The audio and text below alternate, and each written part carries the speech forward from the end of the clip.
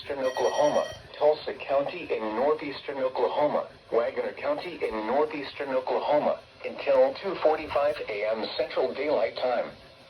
At 10:41 p.m. Central Daylight Time, Doppler radar indicated thunderstorms producing heavy rain across the warned area. Between 1 and 3 inches of rain have fallen. Additional rainfall amounts of 1 to 2 inches are possible in the warned area. Flash flooding is ongoing or expected to begin shortly. Expected hazards include flash flooding caused by thunderstorms. Source: radar.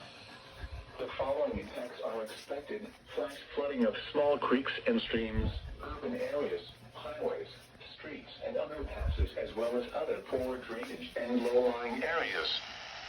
Some locations that will experience flash flooding include Tulsa, Broken Arrow, Sand Springs, Claremore, Wagoner, Bristow, Owasso, Bixby, Sepulpa, Jenks, Glenpool, Coweta, Catoosa, Verdigre East, Drum Right, Kiefer, Mounds, Kellyville, Porter, Shamrock.